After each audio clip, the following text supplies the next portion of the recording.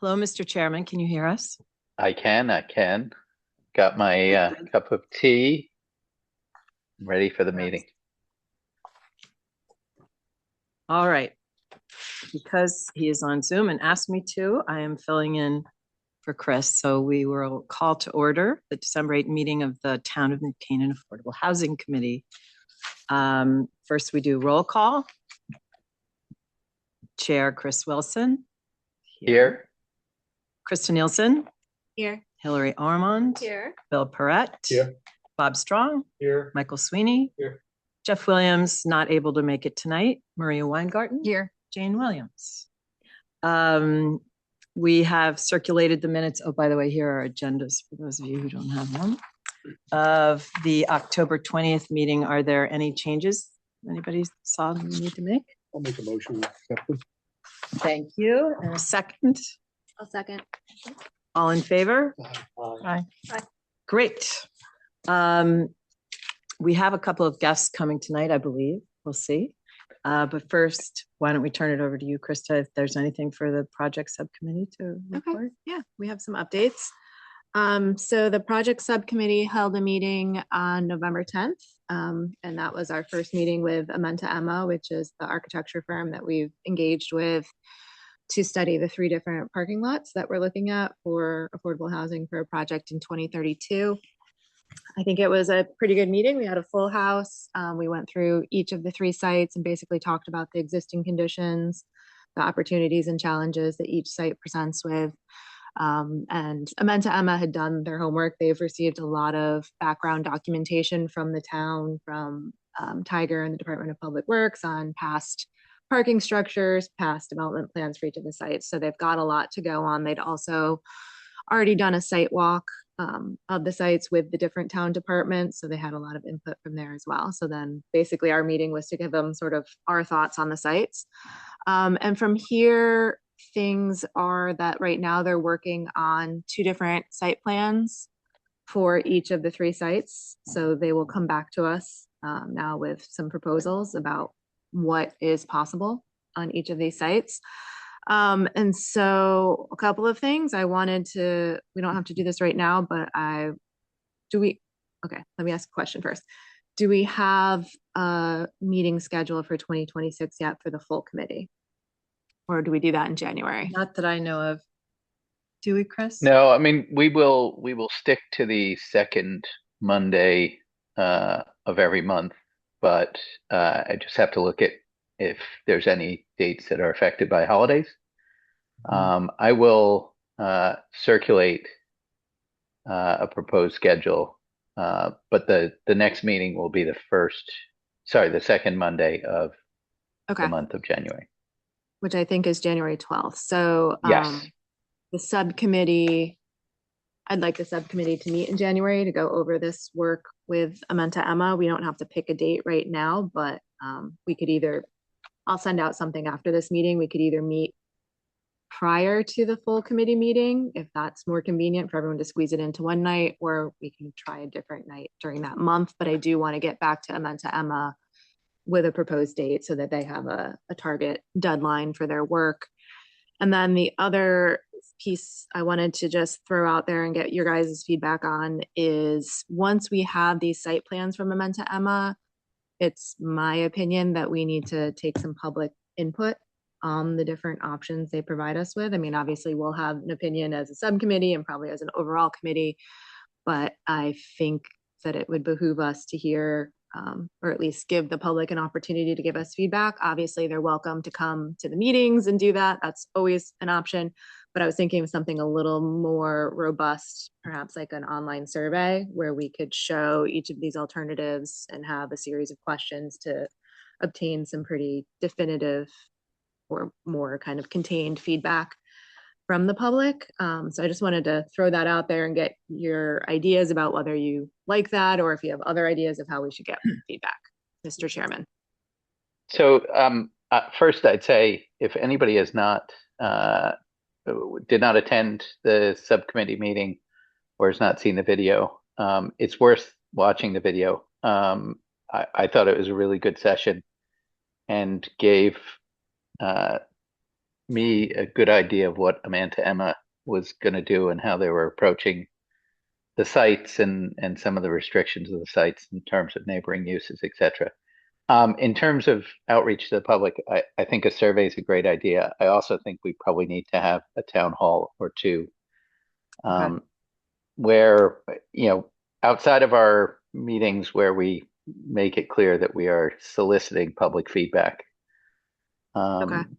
And so we just have to think about maybe that's something at the library and we try and give it a little bit of public notice and promotion to get people there.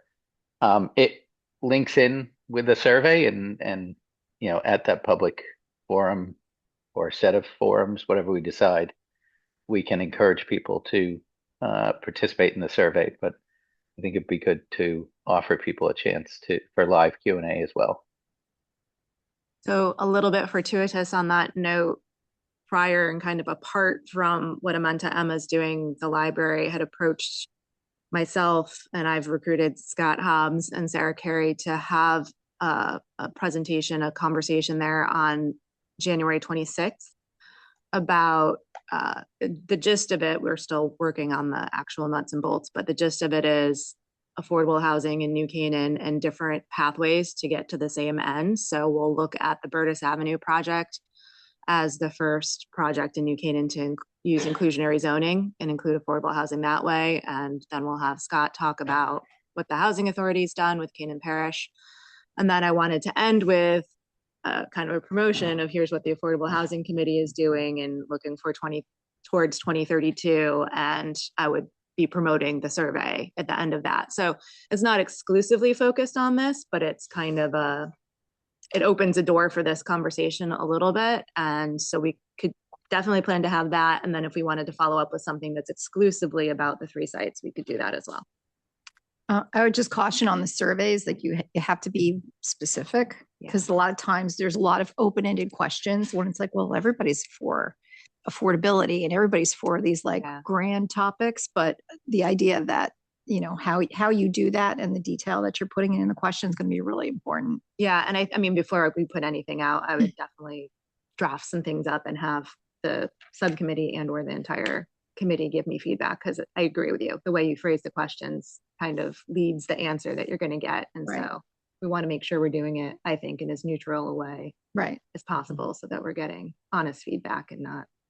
And I think even then, I think it's hard because it's a one-way discussion, right? So a lot of times it's a lot more convenient to have the ability to have feedback, to understand what the intention of the question is or what you're really trying to aim at getting, the result or the information you want to get back.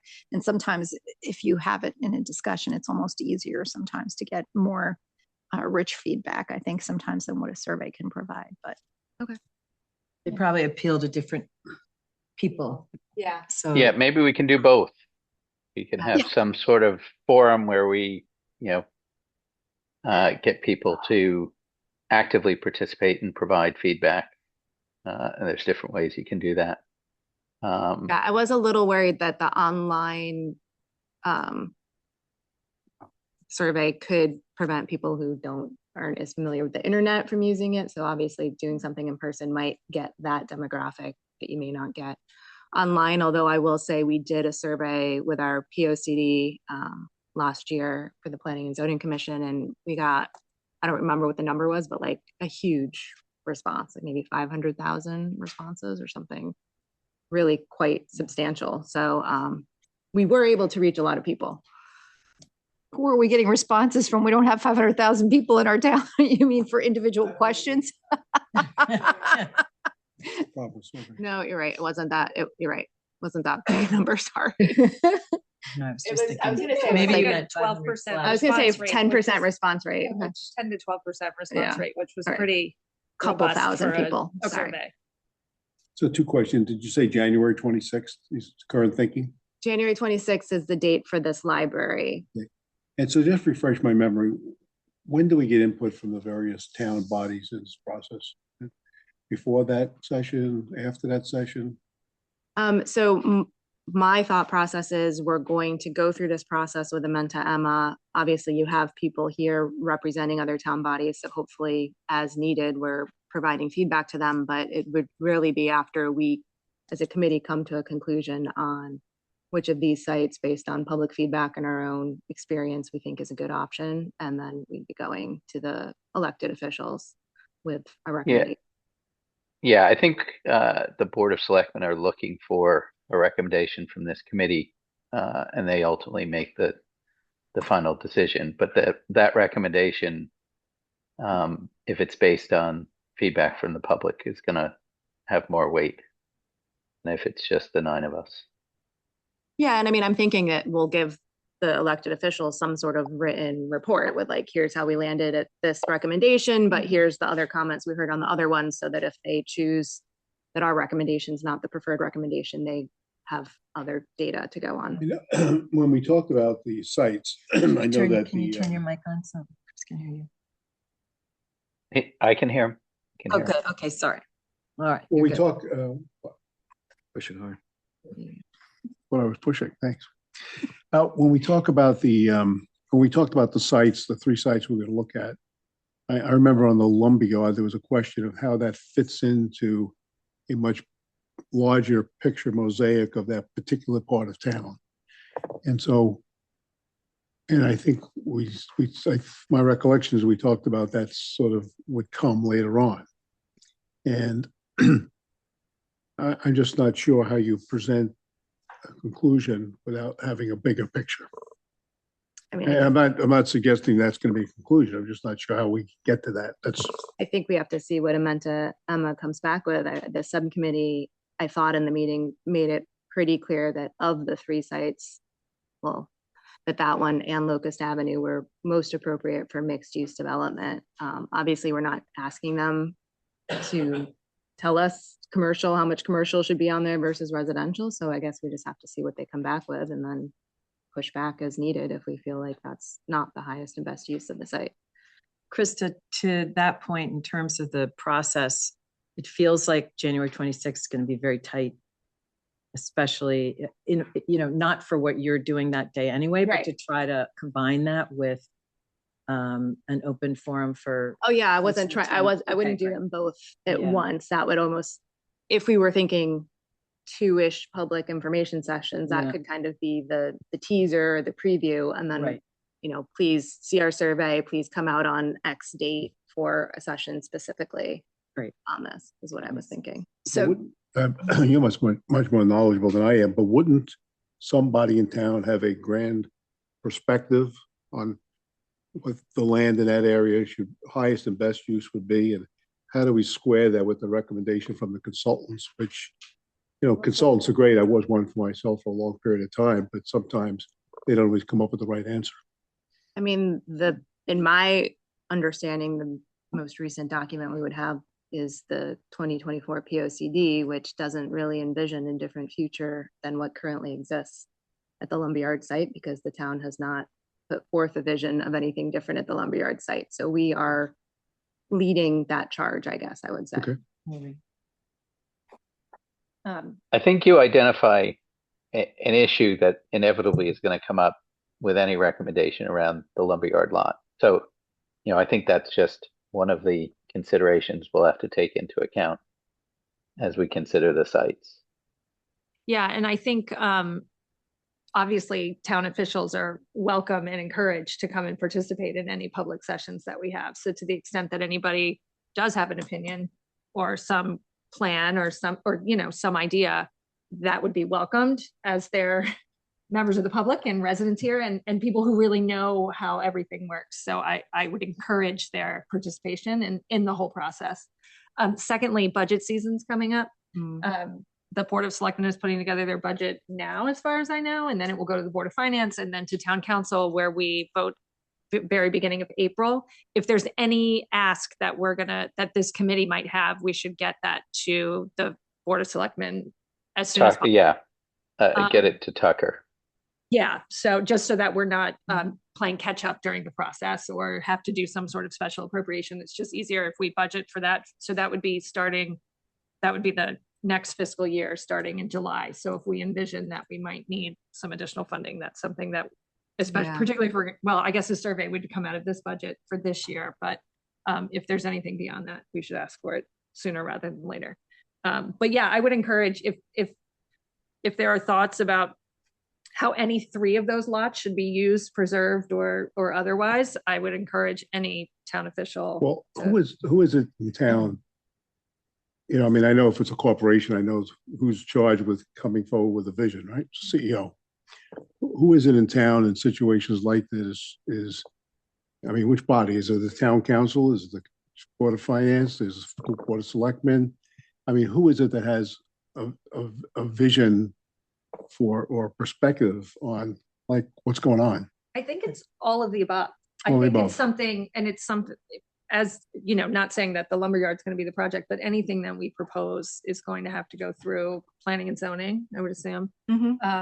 Since it's a use of town land, Yeah. it might have to go through town council as well. And we'd want the Board of Selectmen buy-in. I mean, even if it's not required for them, I think we'd want all town bodies to.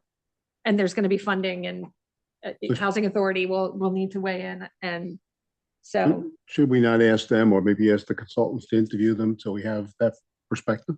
good idea. I mean, it's not in the contract, so I'm not Yeah, sure. that it's a cost consideration. Yeah, but So- this is really a big thing, right? I mean, Their scope I of would- work is, Yeah. I think. Well, is so narrow what we than- asked the consultants to do is to give us a sense of, you know, the scale and size and, you know, building considerations on the three lots. It may be that we have to then incorporate that, you know, do that feedback process ourselves and try and take that into account. But, you know, we went down a path of asking for 30,000. I think Krista maximized what we got for that money in terms of the negotiation of the contract. The town was involved in the negotiation of the contract. I don't think we have scope to change that contract at this point and but I think alter. at the meeting, we talked about it's fitting into a grander plan. I don't have a plan. I'm just saying we should have a plan. And this is just a small piece of that particular Right. section. And so Ah. it's to me that as a committee for us to, because what I don't want to do is get 3 meetings down the road and then take a vote on, we like the lumberyard and forget that at the last meeting, we concluded that that's part of a whole. I'm just trying to understand Well, as I where we, already said, how. I don't where- think that there is a grander plan Yeah. at this moment. I think it would behoove the town to have a grander plan, but I don't think we have one right now. So I think we're leading What charge is, on that. I'm not saying that we are making the grander plan, but it's kind of But first one out of to the- that end, my question to you is, because I haven't watched that subcommittee meeting. Did you just task them with coming up with a affordable housing project on the lumberyard lot, or was it an entire development of the lumberyard lot? We told them we need to know how many units we could build on the lumberyard lot and to keep in mind that it would most likely be part of a larger mixed-use development on that site. Isn't that really, if we play the process out, isn't that the role of the Board of Selectmen? Yes. We say, I mean, our job is affordable housing, finding places to put it in this particular case. And we take to them, here's what we learned, here's what we think. And they are the overseers, I think. I don't know. Of the- They are. And it may be that we decide that the lumberyard lot is a good place for affordable housing as part of a bigger plan. And maybe that's something for 2032 or 2036 to get done, not something that we're going to get done in the course of this round of building. And I think it's important too, to kind of take a step back and look at this from 30,000 feet. We are not the decision makers Right. on this. We are making a recommendation. We're not going to hide the ball with any of the recommendations. It may well be that we get back something, you know, we're not going to say, here's the final plan, you pick this or nothing else, that there's going to be some black box of other plans. It may well be that 2 of the other sites cannot fit the number of units that we're going to need in 2032 or 2036. So we don't even have that information yet of what each identified parcel could provide us. If it's 5 units, if it's 5, you know, because we have to account for parking and make sure that we're keeping the parking that exists and providing parking for any apartments that are built there.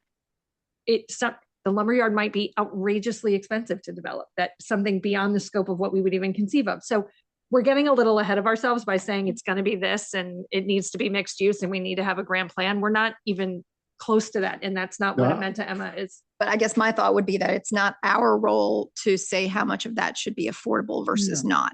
And I think that that's It's- where, you know, I understand that we're trying to come up with a affordable housing project to have on there, but obviously anything that's going to be built there should be something of what we're seeing in Darien, like a bigger project that has a lot of mixed use and everything else involved with it. You know, it's not just a carve out of a little spot. So I think, I don't think that's what, I think you should watch the meeting. okay. Yeah, I think I think it would Amenta be Emma was helpful for you to watch the comfortable meeting. with the feedback we gave them, that Okay. that would be a site that could do more than just affordable housing, and they needed to take that into consideration. And they will not be presenting a plan that encompasses the entire lumberyard lot. It will be a plan that gives us a plan on some piece of that.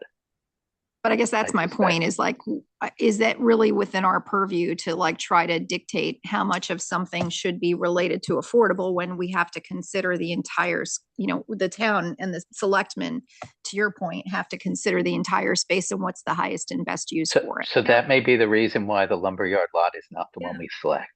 That Our- all of our this will go mandate is into. to identify some place for affordable housing. Understood. That's, we're not here to do a whole development with non-affordable, and figure out the commercial.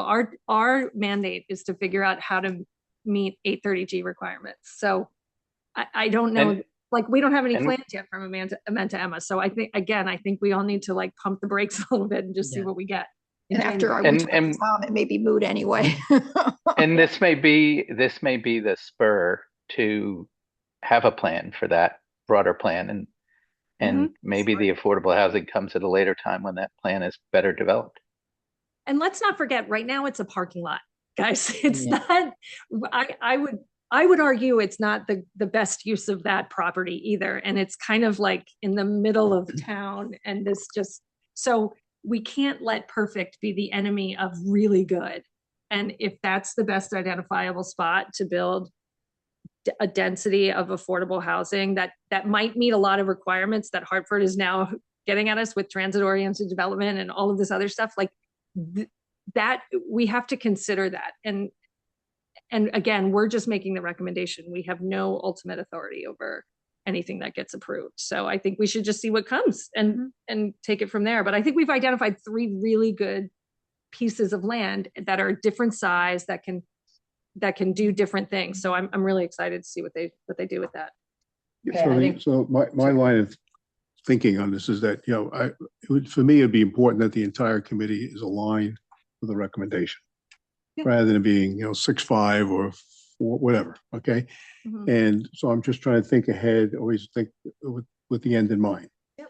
And coming forward saying, we can put X number of units here, it's pretty big, so we probably can, right? But without considering parking, without considering migration of families into town, how does all this fit into a larger collage? I have a lot of difficulty just having a partial solution to a bigger problem, which is fine. We can plow ahead. I understand where we are in terms of doing that, but to me, it would be a little better if we had sort of a holistic image about saying this fits if A, B, C, and D happens. And if we want to just wait until we get to that point, that's fine. I'm just saying that to me, that's important. And I think what Chris was saying was that that's exactly where we may end up, but currently that plan doesn't exist for the town. So we're going through the process As far as you as know. narrowly as as far it as we was know. defined for us. Yeah, for our job. Okay, anything Okay. else, Krista? Yeah, thank you. Just a general question on point on timing. My biggest concern is just that we get the timing right as we start this process. To Krista's point about maybe introducing it, in January and then having a full meeting. I just want to make sure that even though notwithstanding, we've been talking about these properties for a long time and we've had public meetings, it's been a graveyard, I just don't want a perception to be that suddenly these parcels, particularly the lumberyards, being sprung out. So I want to make sure we go sooner than later, but that we're ready so that we have the massing done and that we have something, of substance from Amenta Emma.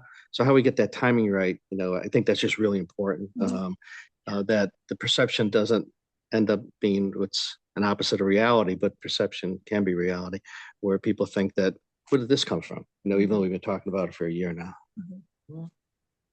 That's it. Maybe Chris could do a podcast with Mike Dinan. Well, maybe, but to that point, I do think we need to leverage our local press for publicity around these meetings and the survey or whatever format we're using for feedback, because just talking to people in town, nobody knows what's going on. These meetings are public, but nobody seems to pay much attention to them. So we need to have a plan to get people engaged, even if they're not minded to do it themselves. So I think what I'll do after this is obviously get a meeting for the subcommittee and Amenta Emma on the books. And then I think let's make a tentative plan for, I'll present to the subcommittee a tentative plan for rollout and public feedback. But I think whether we push the go button on that or not depends on how we feel about what we get from Amenta Emma at that January meeting. If we don't feel like it's ready to be rolled out, then we'll have to, Scott, pause did for a you have moment. something you wanted to talk about on that? I have some experience in the last people that tried to come up with a proposal, get money to look at the lumberyard. It's a lesson from that. Yeah. Sure. Do you want to step up? Can you get Scott to step up? It's hard to hear him. By the way, there's an agenda there too, if you want one.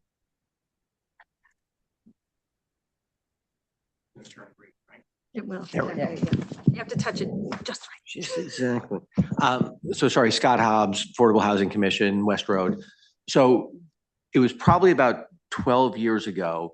I was on the Senior Housing Commission, and we were taking a look around town. Where could this happen? What could come up? And we had the bright idea to say, well, what can happen on the railroad parking lot? And the state was offering up a $40,000 grant to study transit area development, no strings attached. And we had all of our open hearings. We did all the stuff that we're supposed to do. And then came the public meeting where we were going to talk about something. And there was a lynch mob there of several hundred people, all of whom were flaming angry at the mere concept that a single, commuter parking space could ever be taken away. Who the hell did we think we were in order to even talk about taking the railroad parking lot? I thought that was kind of unfair to try to figure, all we were asking for is money to figure out what could possibly happen.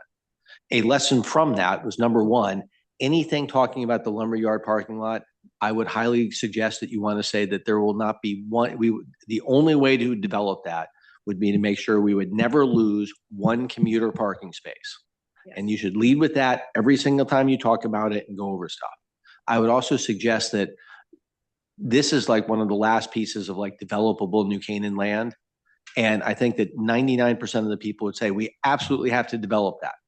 And there's probably about 15 to 20 constituencies that have very strong ideas as to how that should be developed, from senior housing to affordable housing toward, developer and non-developer. And I think, as you guys were talking about, not presenting this as a recommendation, but at least up front saying this is what's possible. Because the stupid thing is we don't know what's possible. It's been years and years. And the mere fact, again, that the last time you touched it was like, ooh, don't touch that again. And so just presenting again under the options of the fact that this is just what's possible here, which means now we can have a discussion as opposed to saying we're recommending something on this site. This is a thought. That's very helpful. Thank you. And just to be clear, we have said, and you can see it in the meeting, we told Amenta Emma they had to account, because each identified lot is a current parking lot, and it's either commuter or employees or public parking. We've said you have to preserve every single space that exists there now, and then on top of that, provide or plan for at least 1.5 spaces. I think we said 1.5 spaces for each unit that you're proposing. So we've, Or a tad under that, I think we said. or a but tad yeah, under yeah. that, but Maybe we 1.2. definitely said it needs to retain the parking spaces it has, and then provide parking for the residents. So. And I would say Super that clear. up front. Yep, I would say yep. that the 4th item, the Absolutely 8th right. item, the Exactly. 15th item, and every time that it comes up, we're 100%. saving all the parking. Now, here's what might be possible. And it might be covered. Absolutely. You might not have to worry about weather, but maybe we figure out a way to tunnel to the train station. I don't know, but you know, there's a million possibilities. Great. Anything Great. is possible in New Canaan, right? Is that what Kevin used to say? Kevin used to Krista, say thank that. you. Thank you. Is there any report from the finance subcommittee? I don't think so. No, there was not a finance subcommittee meeting, but I was going to use this to talk about budget. Hillary jumped the gun a little bit on there.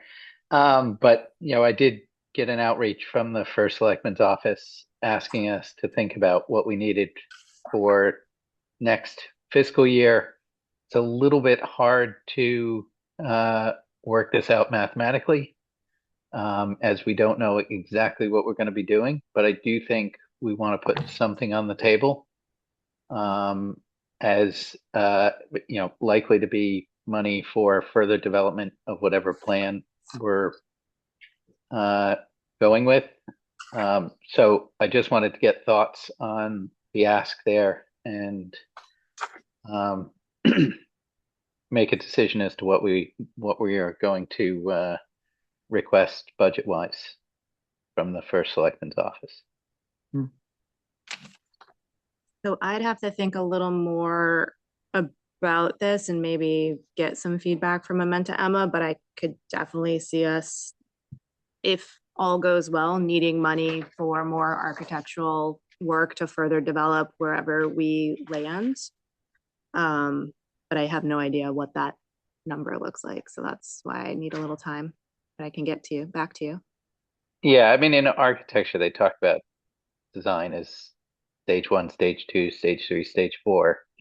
You know, I think we're kind of at stage 0 with what Amenta Emma's gonna produce.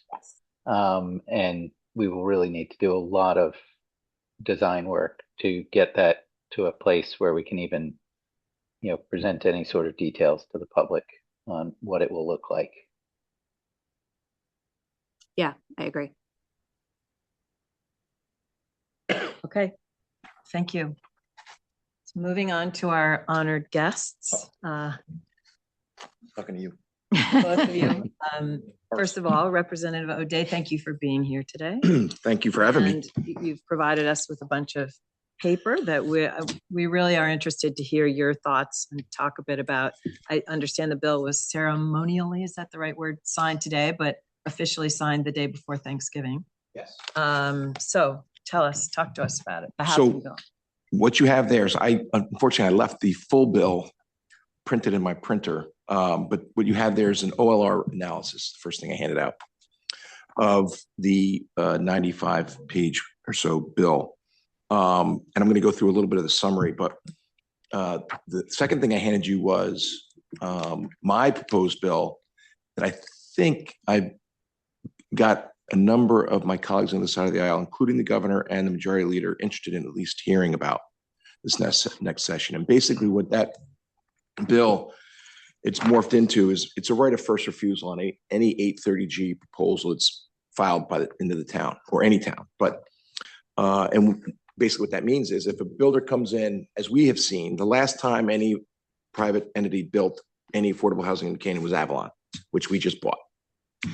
So clearly 830G doesn't work in New Canaan, hasn't worked in New Canaan because, and I've represented the town in a number of years ago, on a number of developments, including over at St. A's, where the builders come in and say, okay, well, we're going to put in, third affordable housing, and we're going to put in 50 units right on the corner of St. A's at the old inn there. And the builder then negotiated all of that out and jammed in those, 6 or 8 units that are fairly large, but no affordable. And he never would have gotten that approved, but for the threat of the 830G affordable housing, right? So that little corner is an example of what's happened throughout New Canaan ever since 830G got passed, other than the Avalon project. So my idea would be that if a builder came in and proposed an 830G project, and the town said, that area is not appropriate for that kind of a housing project, the town can buy it for a 5% premium over what the builder paid for it. And then within 8 years, the town has to build, in the bill, it says 75% or 7% of what they propose for affordable. In other words, let's say somebody proposes a 100-unit complex, 30 of them will be affordable. 7% of 30 is roughly 25. So the town would have 8 years to build 25 units anywhere in town. And if they didn't do that, they would pay a penalty, 5% penalty each year, total of 15%, to the builder that they bought it from, the Affordable Housing Fund, and another affordable housing fund locally. So basically that the incentive to the town is, if you buy it, you better build something, because you're gonna be paying 15% per year in perpetuity after 8 years if you don't buy it. Now, towns don't like that, but it guarantees they build something, right? So, but it gives them discretion as to where to build it and in what form. So that's what I would hope that you would advocate on both sides of the aisle. At least it gives towns some ability to control where the 830G projects go. And I do have support on the other side of the aisle, and the majority leader, after my speech on the floor about how this bill was passed without any input from our side, he apologized. He called me up and he said, "I'm sorry. You made good points, and we should have." So without going backwards on what happened, going forwards on the bill itself, the good part is that builders can't get their attorney's fees. The old 5002 allowed builders to get their attorney's fees if the town denied it for improper reasons. The problem with that aspect of it was towns essentially, because of the timing of things, have to reject even without having all the information. So that was just an automatic way for builders to get their money. So I will give the majority leader and the governor credit. They did listen on that point. They also shifted. The good thing for New Canaan and everybody in the West Cog is that we have a gentleman by the name of Francis Pickering, who is phenomenal. He gets it. He's forgotten more than I've ever known about the building in Fairfield County. So as in addition to this man to my left, is also knows. Wait, God. Yes. Unfortunately, not every cog has a Francis. And Francis is not going to work there for the next 100 years. At least I haven't gotten that commitment from him. So while that's better than the administrators in Hartford, OL or any OLM or anybody else up there deciding what our numbers should be, it's still not us. It's still a cog. But I will say I've got much more confidence in Francis Pickering and our cog than in other cogs. So I do have a certain comfort level that we will have input with our West cog. That being said, it concerns me going forward. Another couple of things I want to point out going forward. The state can build housing projects on state-owned land without any input from us. That's really bad. I have not identified the state-owned land in New Canaan that they can do that on. I don't think there's a huge concern. But I don't know all the state-owned land. The Water Authority, I know, but you can't build it out there anyway. But anyway, I would just point out, and if you look at Section 48, that's where Section 48 of the bill is where it makes reference to building housing projects on state-owned land. Can I ask you a quick question about that? If the state built housing on state-owned land within New Canaan, does New Canaan get any credit for that? Like, is there any silver lining here that we would get housing? Yes, so we would get credit for that affordable housing built in New Canaan. Yeah. If it's built here, yes. I just wanted to, I didn't know if that just is a wash or whether we would get. I guess I shouldn't speak definitively. My understanding in reading the bill is the answer is yes. Okay. I will say also that while I've read the bill many times, I still don't know it because the devil's in the details, as I said on the TV today when I was interviewed after the signing. A lot of the details have to be determined by the administration. And so, and I'll put a list together and get that to you, but this bill has to be fixed. And even the other side, the proponents of the bill admit that they need to do tweaks on it this next coming session. So there will be tweaks to the bill going forward, but a couple of things I want to point out as far as bad things. The good thing is we have our own housing authority. So that's a good thing, because if you don't, you can run into a lot of problems with the state. The next big problem that I want to point out is sections 16, 17, and 41. It's allowing conversion of commercial property to residential property for affordable housing. So any commercial piece of property can become affordable housing as of right by a developer. So what I would suggest the town should consider, I know this has been mentioned publicly by a number of people. I won't quote them. I'll let them speak to it if they're listening now, and in the thousands, if not hundreds of thousands of people watching online. 500,000. 500,000. They're coming from everywhere. For everything. The town should consider, I would submit, getting a fund together so that if a commercial property does come up for sale, that the town consider buying it. Maybe not to own and develop itself, but to at least set some parameters on what can be built there. It's just a thought. I would actually, you all are in charge of whatever recommendations, but I would talk to the town attorney and see what is proper in those circumstances. I think it's appropriate for me to say too, I generally try and refer my zoning work that I have to that man on the end right there, Mr. Sweeney, who also has forgotten more about land use than I've ever known. So, but in any way, Krista, actually, but yeah. Yeah. I did watch Krista's presentation at the Donora Community College. It was fantastic. Very informative. It was a good movie, good show, and well done. So thank you. Learned a lot and some great ideas. And as was discussed, we need to get more of the middle income housing. The barbell effect, I think, is the way you described it. Where you've got very high end and very low end, but you don't have the middle. And we need to develop that, figure out a way. So put that on your plate as well. So to try and get through it fairly quickly, and then answer some questions. The other really bad part about it, if you look at minimum parking requirements in sections 18, 19, and 53, you can not mandate minimum parking requirements for 16 units or less, or under 16 units. So basically 15 and less. So you can't have minimum parking requirements, which is insanity. And then over 16 units, you can only have the lesser of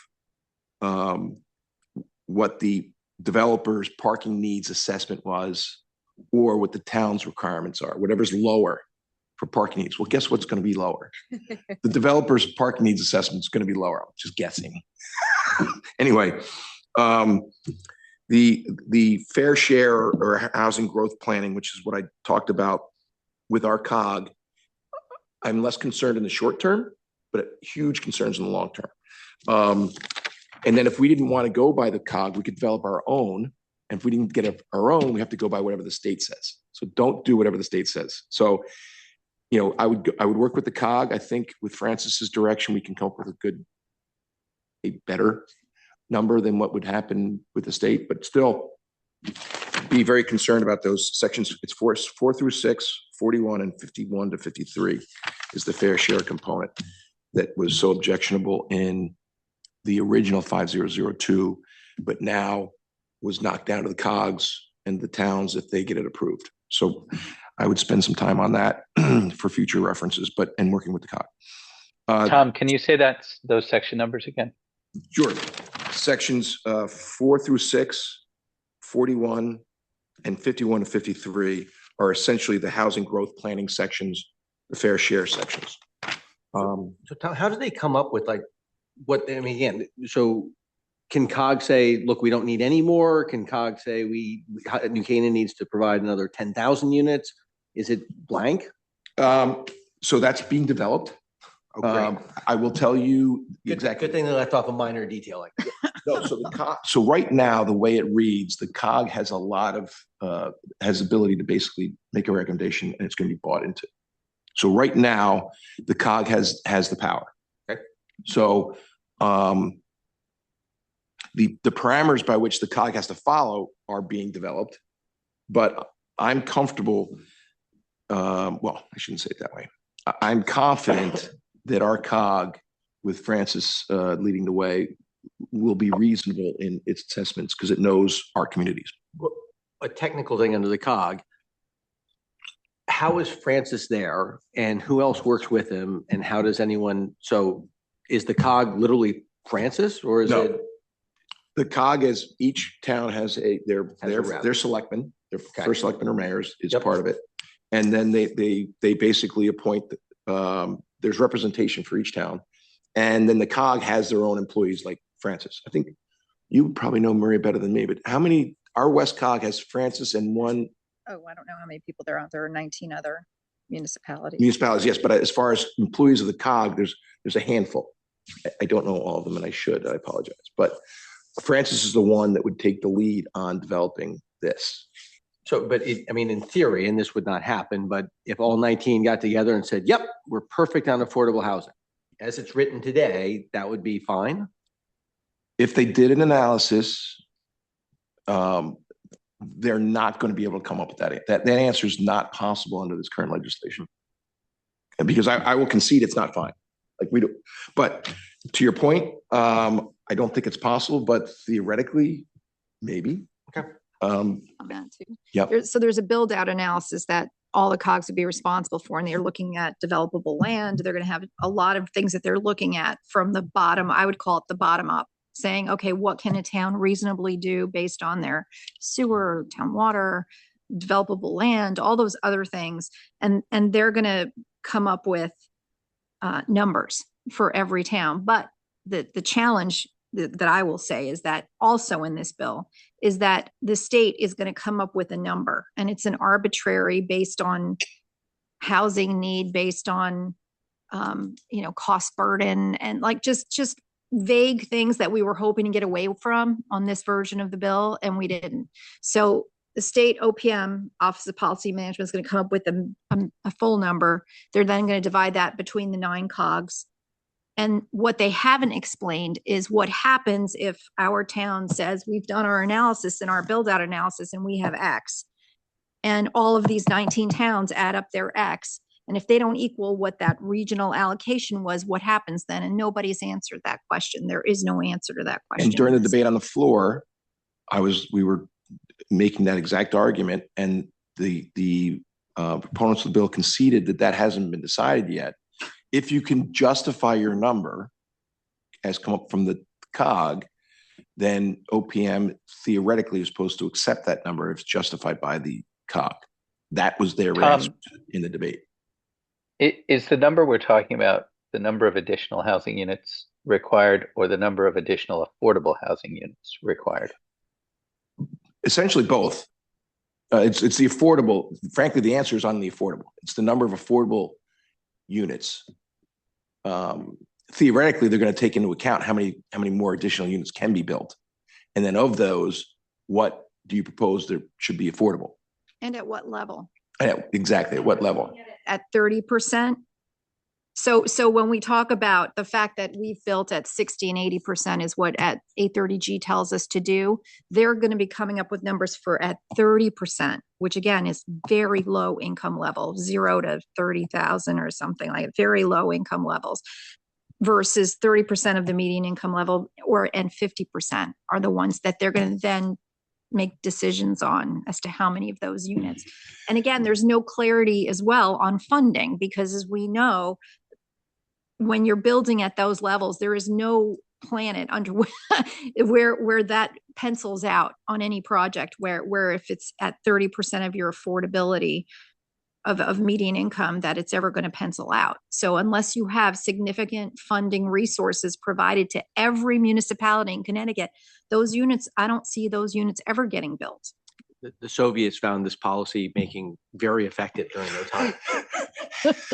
So the other, I'll just skip through real quick to the other problems that as we see them. In sections 11, 12, 13, and 22, this is the zoning for transit-oriented development. It used to be that if you had a TOD, not Tom O'Day, but transit-oriented development area, in down like our lumberyard, if you proposed to develop it, you didn't necessarily have to have it affordable housing. There were, if you just developed it, multi-use, whatever you wanted, you could access money from the state to do that. That money now goes away unless you're doing something within this bill in sections 11, 12, 13, and 22, an affordable housing TOD, which frankly is upsetting. But in any event, that the other thing, someone who, if a group is protesting an affordable housing project now, you have to get more people closer to the project. That's in section 24. Then hostile architecture, which I understand it theoretically. They don't want you putting in, believe me, I traveled when I was in my 20s, I traveled around Europe and I slept on benches, right? Now they call it hostile architecture if you put in a armrest on that bench so people can't lay down on it. So municipalities can't install this hostile architecture in public spaces, in public buildings or public spaces. That's section 26. And then finally, the last thing I'll point out, you have to have a fair rent commission if you have over 15,000 people in your district, which isn't a problem for us because we just have to put up a fair rent. We're over 25 or over 15,000, so we have to have it. So that's generally the overall synopsis of the bad. I gave a couple of the good. Just the COGS have control, at least for now. It's better. The only other thing I'll add too, look, to Scott's point earlier, I was here when I was one of the main proponents on sidewalks on Elm, and you would have thought we were proposing getting rid of sidewalks everywhere. People were opposed to sidewalks on Main Street.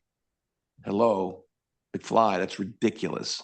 And they were saying fire trucks couldn't get around the bend down, halfway down Main Street. I'm like, wait, what about right across from the library? There was parking on either side. You couldn't get one fire truck, more than one going through there. And they're like, oh yeah, well, okay.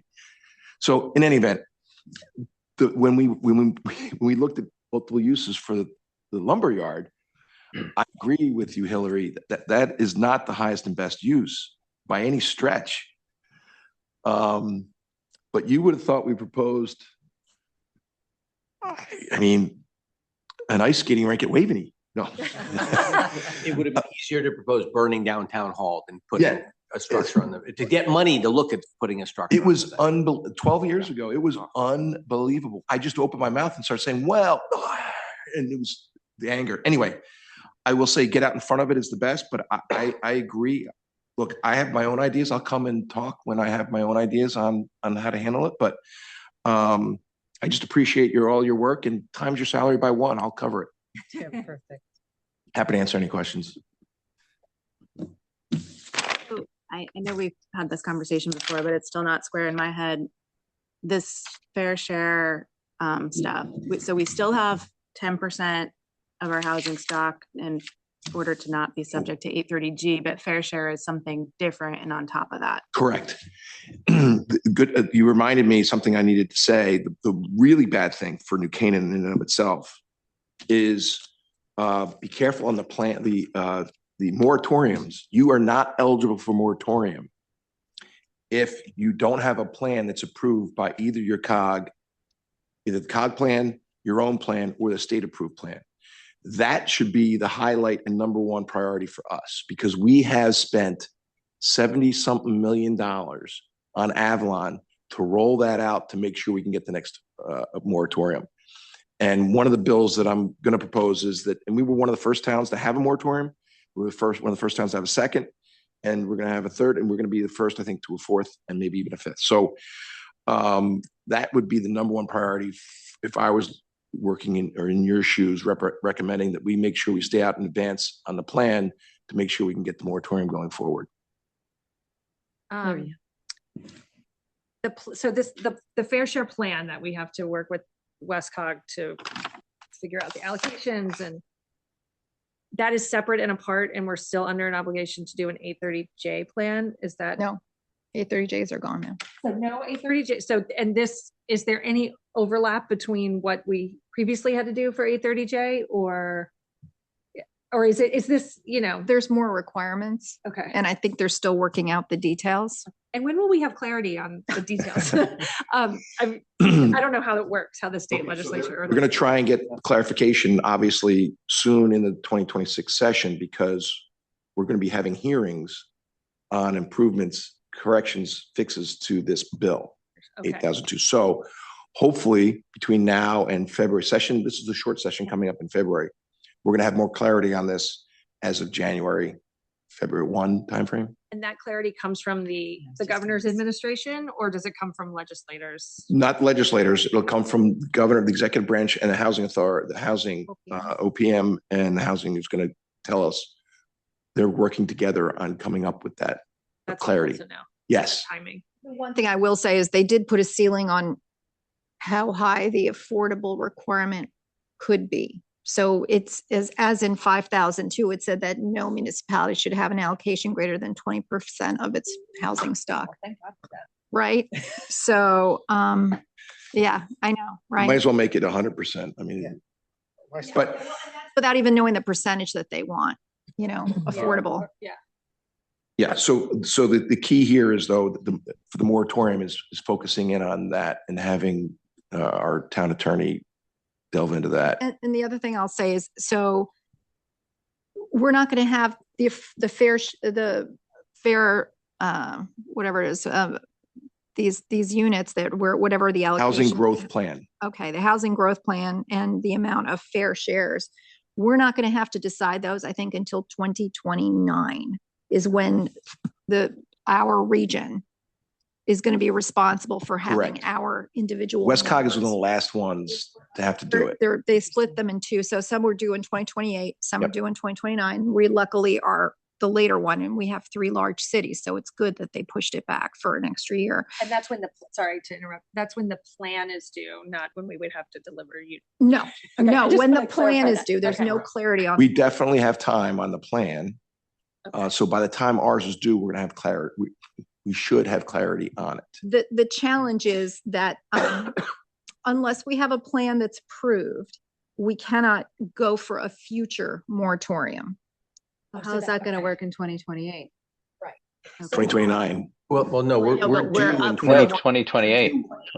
So making sure So we I get would say we clarity get that our that's, moratorium. if you have a moratorium, they can't cancel it. My understanding in the bill and in the interpretation, as long as we have that, it's current, it's valid under current law, this can't retroactively change that. Right. So because technically ours isn't due until 2029, so this bill can't. So we can't be denied a moratorium in 20. Well, 32. Till- that number, And then here's the trickier part. So you have to have your plan approved. So we can set our number or we can take the COGS number. The COG number has to be approved by OPM that they've set for regionally for every single municipality within their COG. If we decide to, we can set our own number. We also would have to have that number approved by the COG and by OPM. If OPM does not, and this is true for both of those bodies, if OPM does not approve either the regional numbers or our number within 120 days, it goes to a newly appointed Council on Housing Development, which is a bunch of stacked potentially with developer advocates and other people who may not be, looking to help us get our moratorium. So like, think about Tim the fact. Hollister will be chairing that, right? Think this about is think for- about the fact that this we had to apply 3 times to get our moratorium. But so this would impact us though, just trying to simplify it in my head, for 2032. essentially, yes, yes. So In theory, 2028, we can keep charting our course and moving. Right. Like with Avalon and I would converting. not and- delay getting our. No, and I'm not suggesting I that we mean, do, but but if it's that's- not due till, we should probably not do it before 2028 because we don't want it to impact that much Right. moratorium or have something pending where they say, well, your application is pending, even though it wasn't due till 2029. So we're gonna stay. No, or- we can, actually, weren't we told that we can apply ahead of time for our next moratorium before our first one Yeah. expires? Yeah. So we should start. to We do- can apply ahead of time, but we need to have the units in order to do Well, that I'm saying we application. So we wouldn't submit this plan early Before 2029. Before 2029. No. Like, we would want to get our moratorium first, get it secured. Well, and it's then- going to take time anyway. I'll tell you, based on the conversations I had, we're going to be much better off from a review standpoint if it's the COGS number as recommended. So working with the COG is key. And that's why I have more comfort with Francis there than I would with potentially other COGs. And the developer advocates were very anxious to work with the COGs as well. And I'll put that out there from today's meeting. They were expressing a lot of enthusiasm for having a lot of say on what happens there. Yes. So we do not want to have the state determining whether or not New Canaan on its own with our number without the COG is valid. I don't have a comfort level there.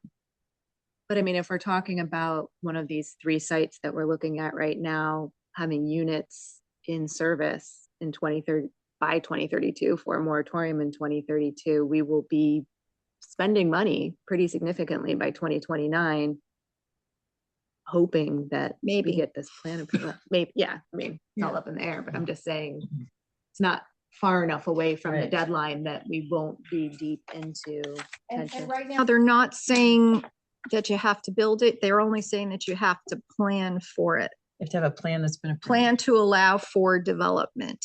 I will tell you, there's already been a plan. There's already a commercial property in I won't use the name of the town, but I just found out as I was driving here, there's already been a plan of turning a commercial property into affordable housing. And it's a very large project in the northern part of the state. So that would be my number one priority if I were the town. And to your question, look, the P&Z, I think, should have a pretty lead role in deciding what recommendation goes where. I mean, obviously, you guys are all, you men and women are going to figure out possible sites. But obviously, I think the key, when I was on the town council, the way I would look at it is it's the P&Z working with the Board of Selectmen and coming up with a real plan, and then having the other bodies buy into it, town council, Board of Finance, because it's going to take money. And I think the town should be willing to put in some money in a bucket, so to speak, to have the ability to buy commercial property if it comes on the market. So we could Tom, conversions of commercial property, though, not tear down, rebuild on commercial sites. Well, they could do that. Okay. It could be a tear down and a rebuild. They absolutely could be that. Because I'm thinking we should be pursuing historic district designation for Yes. at least the core part of our Downtown. downtown. To give us some, I'm not necessarily saying, you could put affordable housing in those units, in those buildings if you can fit them, but I'd hate to see a tear down rebuild of something significantly different scale. in Chris, our go core ahead. downtown. Sorry. I will say, from a development appraisal perspective, I'd have to think a little bit more, but I find it hard to believe that the vast majority of our buildings would make any sense to acquire, to tear down, to build affordable housing. I don't know where in upstate Connecticut this building you're referencing is, but there's a lot of upstate Connecticut which would have very low property values, especially for some, older, obsolete commercial building. That's not the case in anything in New Canaan. It's something for us to think about, but I'm not sure that there's the same risk in a town like New Canaan that there'd be in other parts of the state. I totally agree. I'm just saying that. But to clarify, what section, I think it's 16, I have to look back, but I want to say that it's any conversion of any commercial or mixed use can be converted to residential or mixed use. So so the only difference is that the nuance is that you can get Hue points if you're converting it to affordable. But regardless, any developer can come in on any commercial. Yep. If the zoning has not, what they're essentially forcing, and you know better than I would, but they're essentially forcing a form-based code because they're doing it Is as it- a development is what Is they're it requiring. conversion, or is it you can knock it down and build something else? You Sounds can, like it's So- both. it's So both. the UK had permitted development rights, which is, there were a lot of obsolete office buildings coming out of the financial crisis. And a lot of them were badly converted to residential, but they did, they allowed it and in as of right format, but you couldn't change the envelope of the building. No, you can change the envelope, as long as you're converting it to some form of affordable housing. So But that's only, no, it doesn't have to be just affordable. Not just affordable, but some form of affordable, whether it's mixed use, there's gotta be an affordable component to it. for example, Section 16, 17, and 41. They wouldn't, otherwise they wouldn't let you do it. What percentage of affordable? I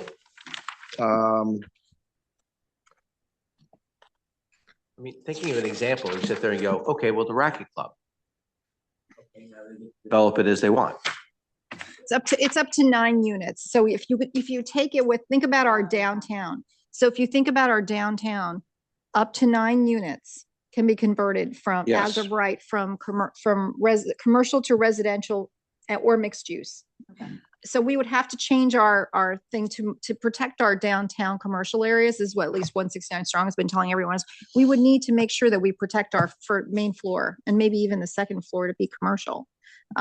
Just so you allow some office building and having some commercial revenues, because otherwise you're literally making every town into a residential community, sleepy bedroom community. So and so if you combine that, you couple that bill with the fact that you're not requiring any parking on anything under 16 units. It's concerning, because that could spur a lot of haphazard development, is the way we're describing it, unless you've put in the form-based code to protect your community. And that deadline, July 1, 2026. So by July of this year, we need to come up with our new regs, have them approved, have them signed off on and ready to go, because that's the date where a builder can walk in. And so you just risk, if you don't want to do that, you can just roll the dice, but a developer can come along and sue you, right? To say, this is the new state reg.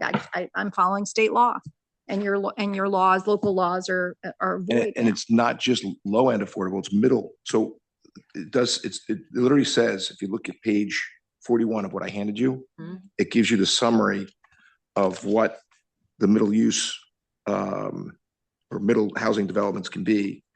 So that gives the whole summary. So I'm not going to read it here for you, but that's where, if you look at pages 41 to 42, 43, we'll see what that's summarized. Does anyone know how long it takes us to rewrite a code like this? What I was going to say is that in positive news, we have a consultant on board right now, and we're working on rewriting our zoning regulations. So this isn't like, oh, shoot, we got to find someone, we got to start, like, we're in the process. An RFP already in process. I mean, so even- this is great. Even from that, I mean, is that something that They're- next month and then there's a month approval, No. or is it 6 months is fast for getting a?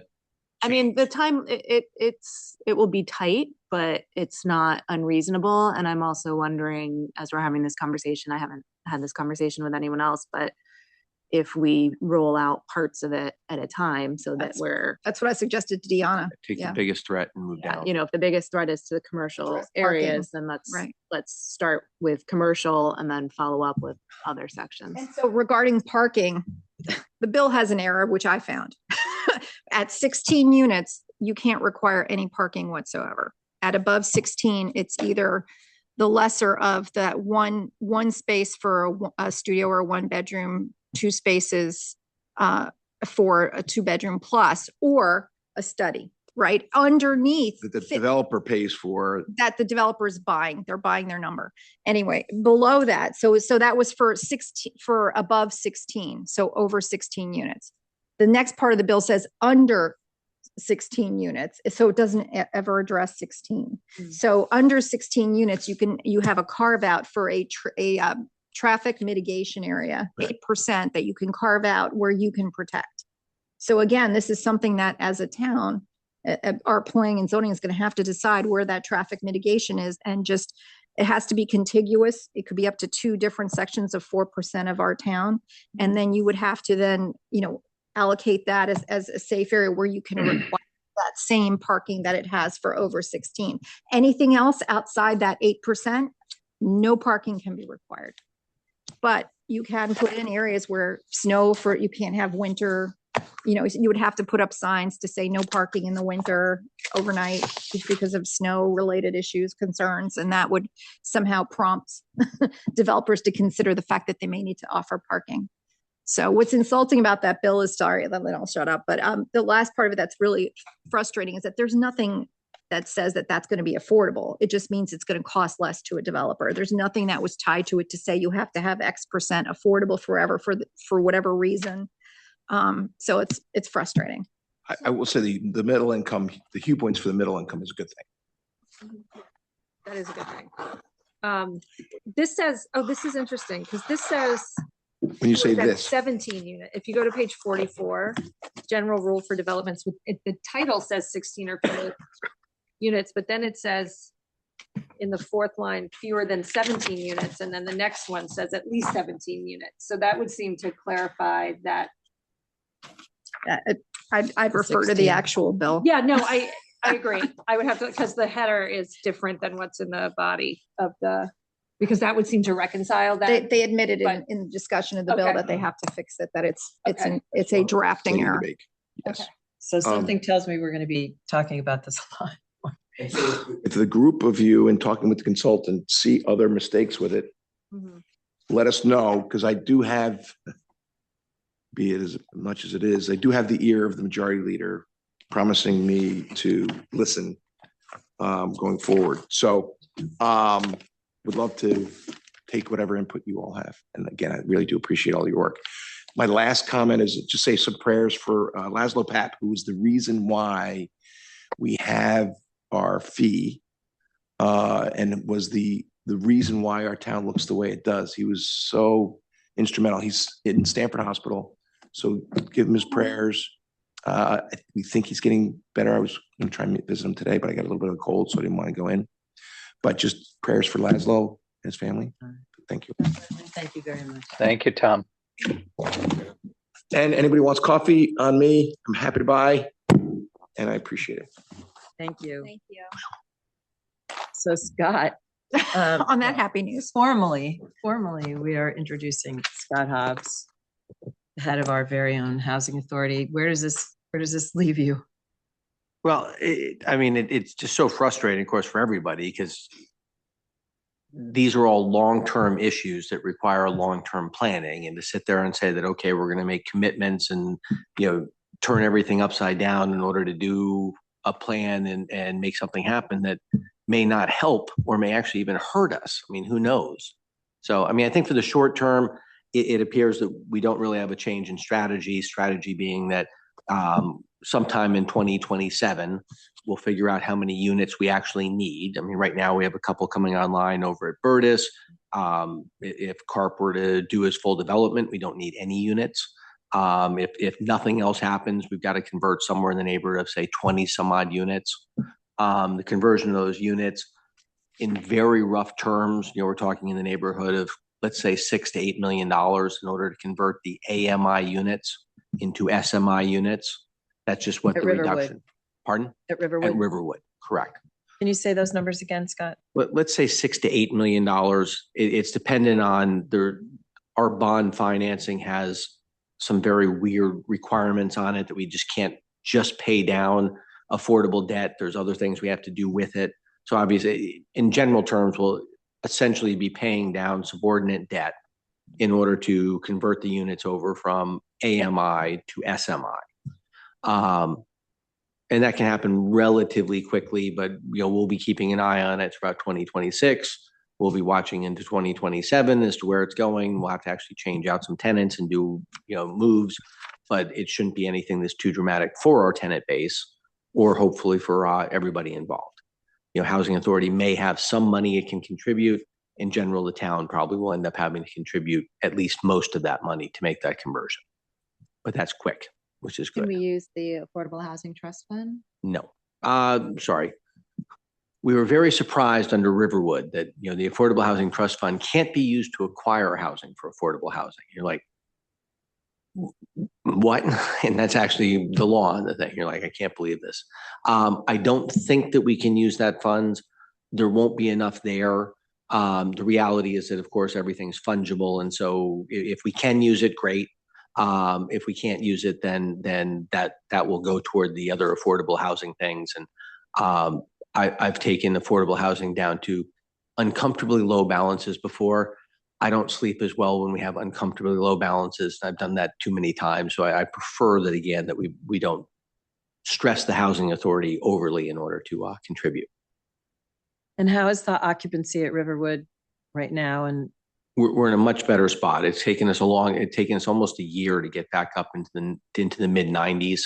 But we're back up toward that point, which is huge because it was struggling right when we took over. The transition took too long to close the deal.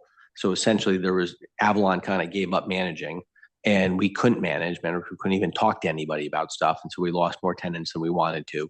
And we had to refill that. But right now we're back up toward mid 90s is where we are, and hopefully moving north of that. And Scott, how are we on financial projections? We're behind. Relative to financial projections. Sure. I mean, we're definitely behind. I mean, this year was a tough year because we were way under on, I love under when you look at real estate pro formas and income statements, it's sort of like you have total rent and then you have rent loss. And you're like, well, why don't we just call that not rent? But that's a whole different thing. So our rent loss was down substantially for this year, but we're back where we should be.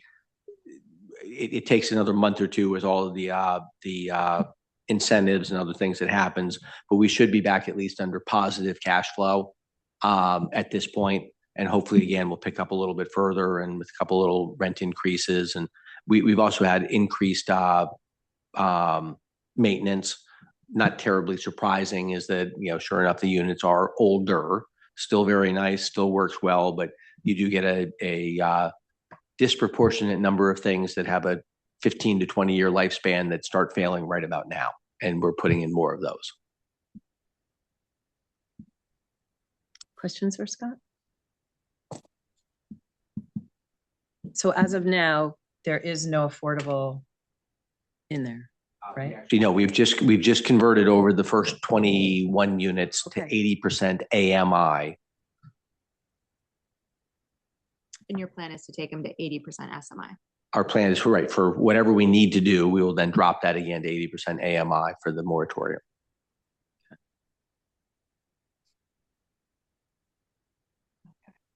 And is that adequate to get us? Yeah, I think that we're at 80% AMI, I believe, with just those 21 units, we should exceed what we need. Obviously, we won't do that if we don't need to. If for whatever reason we were to fall short, then we'd probably have to look at going, well, what if we went to 60%? Would that get us the extra unit or two? But especially, I think with what's happening at Burtis, that there's 4 units there, I think, that are affordable, something like that. I think there might be 5. It'll generate 3 Hue points at Burtis. That's what Sarah told me. I think I'll do more than that for the Hue points. I mean, if it's 5 units, I think we're at least at 7.5 Hue points. It's an ownership model. Oh. So that adds even more fun. Yeah. And it'll be interesting for them managing that, but good. Yeah. That's one of the other penalties. Her numbers were the same as yours, that we'll need an additional 18 to 20 units at 80% of SMI from Riverwood. So you guys are saying the same thing. Yep. And then again, a lot will come down to what CARP finally gets approved and what he chooses to build. Interesting. No other questions? Thank you, Scott. Thank you guys for doing, again, the work trying to figure out, again, what's possible any place, just because obviously New Canaan folks have a very strong opinions on most of the stuff and nobody pays attention till the last time. So I thank you for pushing that all Did forward. tell us that was the case. Yeah. Didn't you tell us you agreed to present everything, Yeah. right? Saying I personally, this is the Parking only way spaces we can will do be this. protected.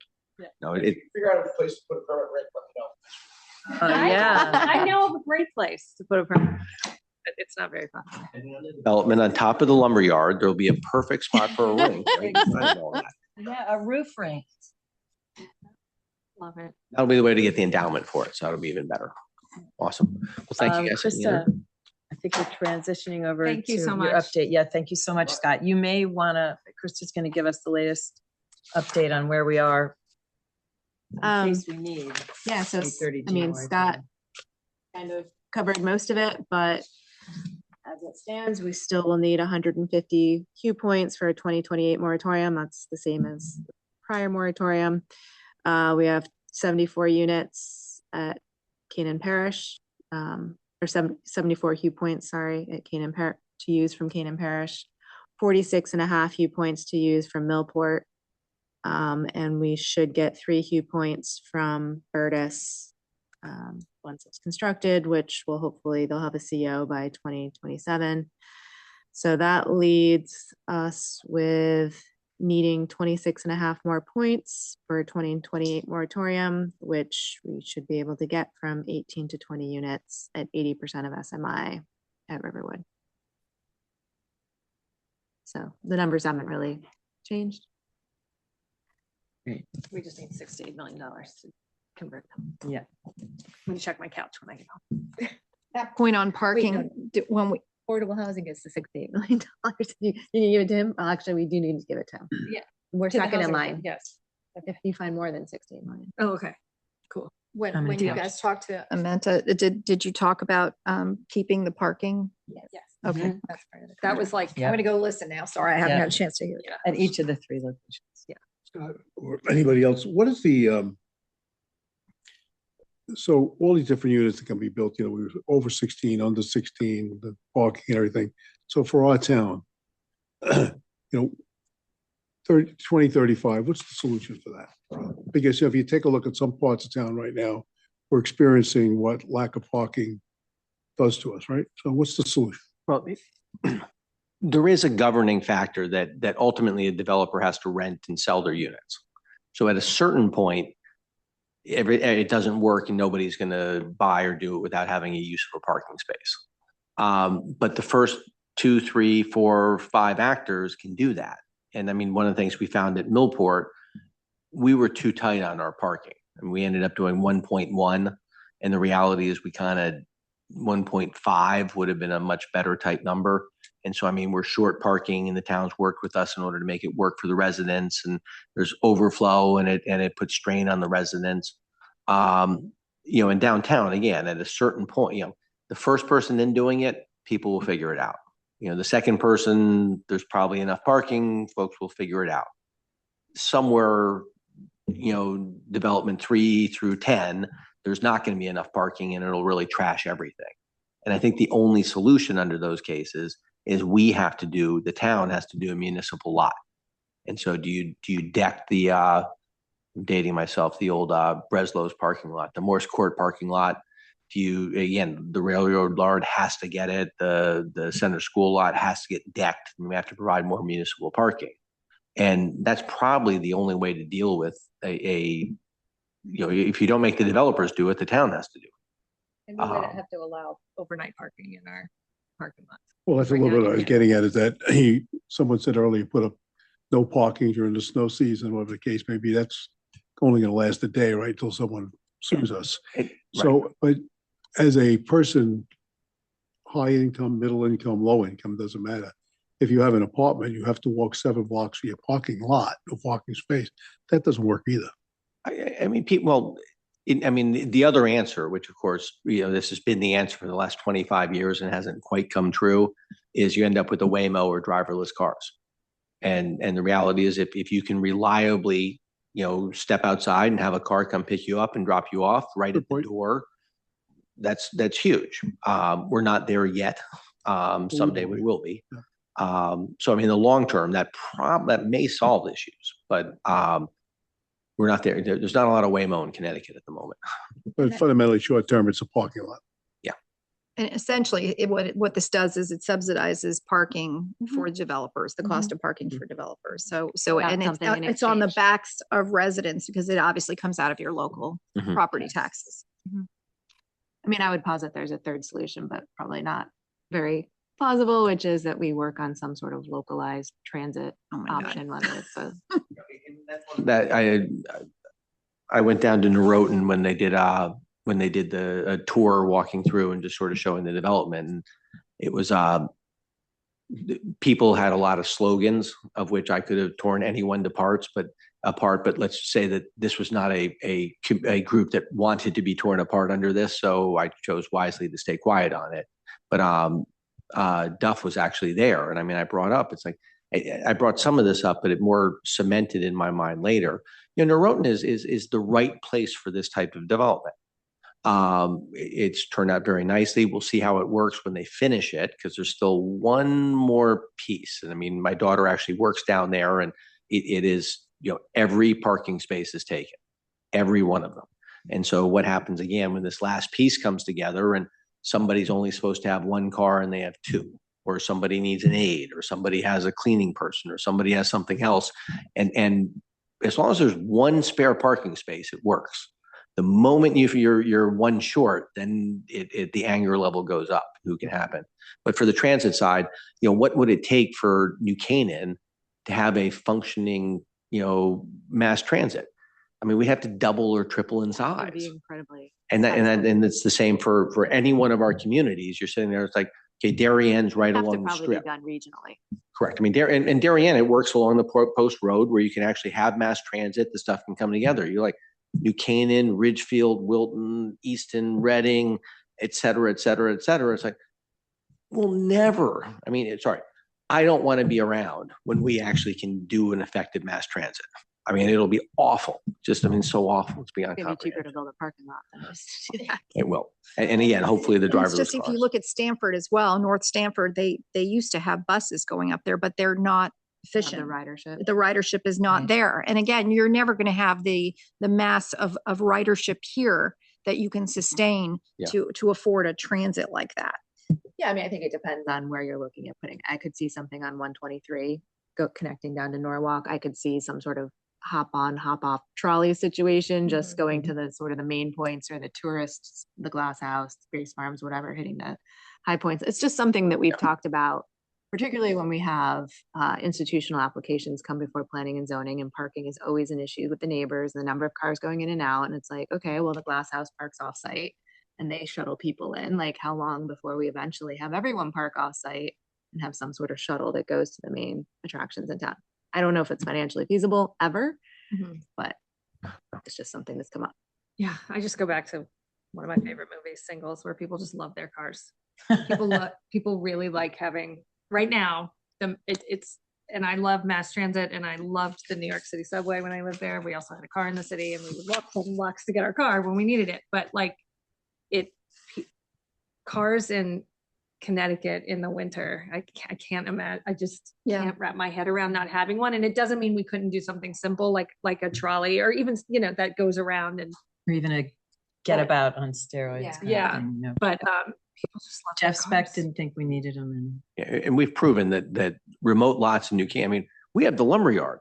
I mean, Right. for a long time, and people would complain about parking. You're like, there's 100 open spots right here. It's like, oh, but that's half a block. I can't handle this.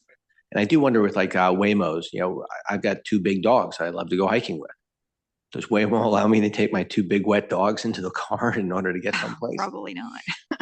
See, they'll figure it out. So. It'll get figured out. But for now, I think we need to plan on people cars. having a car Yeah. and planning accordingly. And it's also Yes. our roads are narrower. So if you consider a Bridgeport, you know, I guess Bridgeport has some narrow areas, but Hartford has wider roads. Even Fairfield has much wider roads than what we have here. So it's this is where I get very frustrated with these bills that are one size fits all. When you have to consider these safety concerns, these traffic concerns, and you're pushing a top-down number without any consideration for any of that, when we were not developed in that way as these small colonial towns, you know, hundreds of years ago. So it's challenging to see how it's gonna They had come horses together. and buggies when we were kids, right? The manure comes from Hartford. Yeah, there you go. We All shall right, Scott. persevere. Thank you, guys. Thank you. Awesome. Thank you very much. Thanks, Scott. I don't think there is anyone on the Zoom other than you, Chris, right? Thank I you. have no public comment. No public comment from you. All right, then, I think we need a motion to adjourn. Thank you to the committee. A motion from Hillary and second from Maria. Thanks, everybody. Happy holidays. We miss you, Sir Chair. Come back soon. Thank you. Thank you. Bye. Bye.